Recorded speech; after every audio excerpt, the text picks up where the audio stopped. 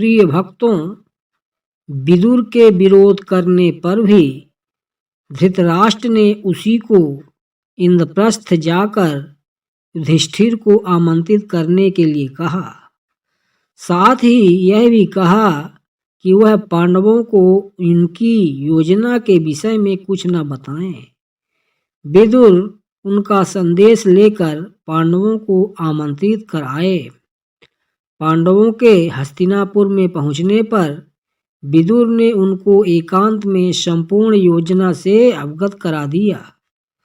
तथापि युधिष्ठिर ने चुनौती स्वीकार कर ली तथा द्यूत क्रीड़ा में वे व्यक्तिगत समस्त दांव हारने के बाद भाइयों को, स्वयं अपने को तथा अंत में द्रौपदी को भी हार गए।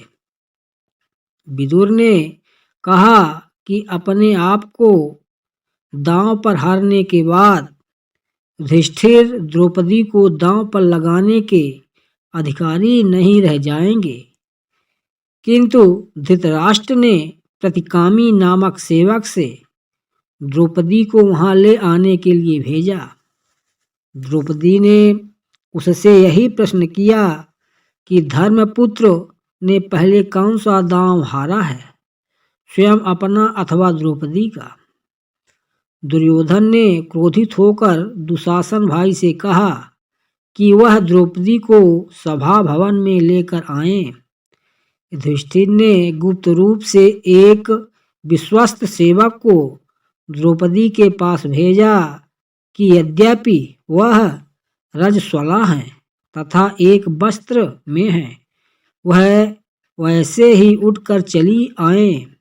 सभा में पूज्य वर के सामने उसका उस दशा में कलपते हुए पहुंचना दुर्योधन आदि के पापों को व्यक्त करने के लिए पर्याप्त होगा।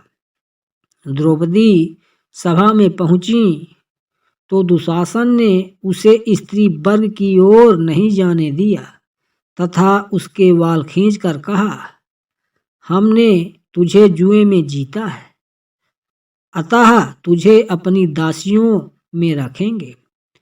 द्रौपदी ने समस्त कुरुवंशियों के शौर्य, धर्म तथा नीति को ललकारा और श्री कृष्ण को मन ही मन स्मरण कर अपनी लज्जा की रक्षा के लिए प्रार्थना की।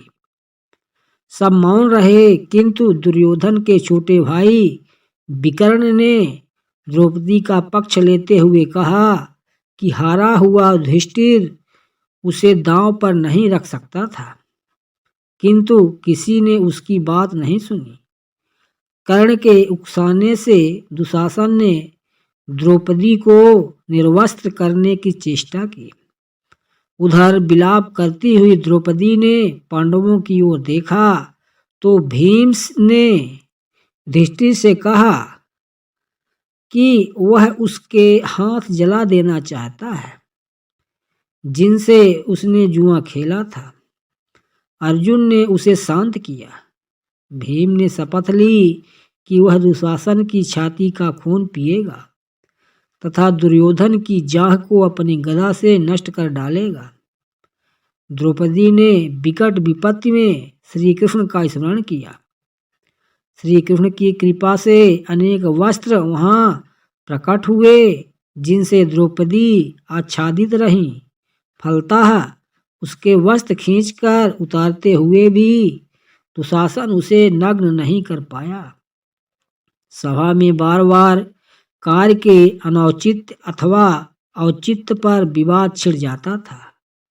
दुर्योधन ने पांडवों को मौन देख द्रौपदी की दांव में हारे जाने की बात ठीक है या गलत, इसका निर्णय भीम, अर्जुन, नकुल तथा सहदेव पर छोड़ दिया। अर्जुन तथा भीम ने कहा कि जो व्यक्ति स्वयं को दांव में हरा चुका है वह किसी अन्य वस्तु को दांव पर रख ही नहीं सकता।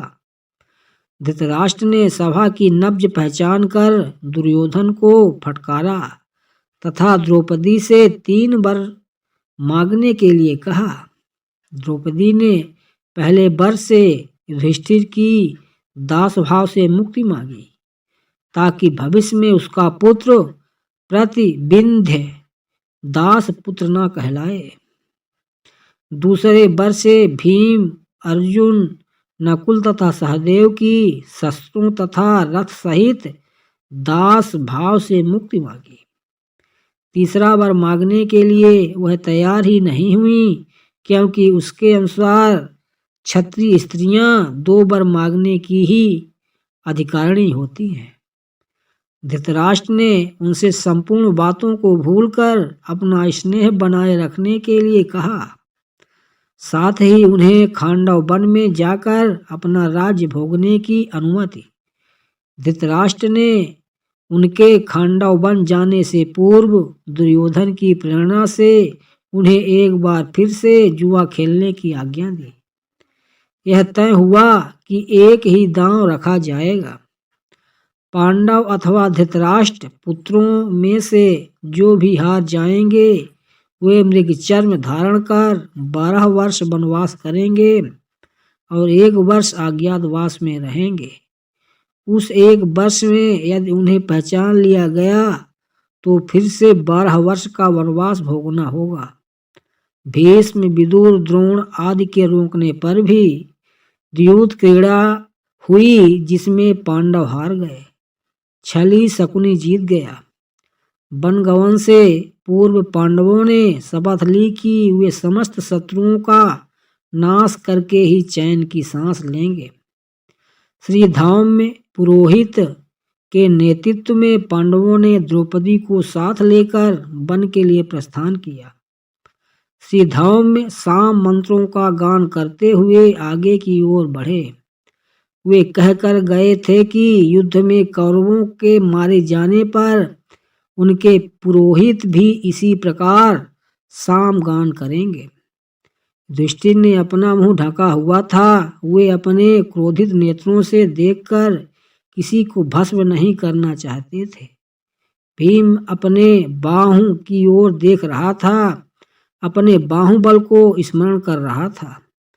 अर्जुन रेत बिखेरता जा रहा था। ऐसे ही भावी संग्राम में वह बाणों की वर्षा करेगा। सहदेव ने मुंह पर मिट्टी मली हुई थी, दुर्दिन में कोई पहचान न ले। नकुल के बदन पर मिट्टी मल रखी थी, कोई नारी उसके रूप पर आसक्त न हो। द्रौपदी ने बाल खोले हुए थे, उन्हीं से मुंह ढककर बिलाप कर रही थी। जिस अन्याय से उसकी वह दशा हुई थी, 14 वर्ष बाद उसके परिणाम स्वरूप शत्रु नारियों की भी वही दशा होगी। वे अपने सगे संबंधियों को तिलांजलि देंगी। वनवास के 12वें वर्ष के पूरे होने पर पांडवों ने अब अपने अज्ञातवास के लिए मत्स्य देश के राजा विराट के यहाँ रहने की योजना बनाई। उन्होंने अपना वेश बदला और मत्स्य देश की ओर निकल पड़े। मार्ग के एक भयानक वन के भीतर एक स्मशान में उन्होंने अपने अस्त्र शस्त्रों को छुपाकर रख दिया और उनके ऊपर मनुष्यों के मृत शवों तथा हड्डियों को रख दिया, जिससे कि भय के कारण कोई वहां न आ पाए। उन्होंने अपने छद्म नाम भी रख लिए, जो थे जय, जयंत, विजय, जयसेन और जयद्वल, किंतु ये नाम केवल मार्ग के लिए थे। मत्स्य देश में वे इन नामों को बदलकर दूसरे नाम रखने वाले थे। राजा विराट के दरबार में पहुंचकर युधिष्ठिर ने कहा, हे राजन, मैं व्याघ्रपाद गोत्र में उत्पन्न हुआ हूँ तथा मेरा नाम कंक है। मैं द्यूत विद्या में निपुण हूँ। आपके पास आपकी सेवा करने की कामना लेकर उपस्थित हुआ हूँ। विराट बोले, कंक, तुम दर्शनीय पुरुष प्रतीत होते हो, मैं तुम्हें पाकर प्रसन्न हूँ, अतएव तुम सम्मान पूर्वक यहाँ रहो। उसके बाद शेष पांडव राजा विराट के दरबार में पहुँचे और बोले, हे राजाधिराज, हम सब पहले राजा युधिष्ठिर के सेवक थे। पांडवों के वनवास हो जाने पर हम आपके दरबार में सेवा के लिए उपस्थित हुए हैं। राजा विराट के द्वारा परिचय पूछने पर सर्वप्रथम हाथ में करछी कढ़ाई लिए हुए भीमसेन बोले, महाराज, आपका कल्याण हो। मेरा नाम बल्लभ है। मैं रसोई बनाने का कार्य उत्तम प्रकार से जानता हूँ। मैं महाराज युधिष्ठिर का रसोइया था। सहदेव ने कहा, महाराज मेरा नाम तंतिपाल है। मैं गाय बछड़ों के नस्ल पहचानने में निपुण हूँ और मैं महाराज युधिष्ठिर के गौशाला की देखभाल किया करता था। नकुल बोले, हे मत्स्याधिपति, मेरा नाम ग्रांथिक है। मैं अश्व विद्या में निपुण हूँ। राजा युधिष्ठिर के यहाँ मेरा काम उनके अश्वशाला की देखभाल करना था।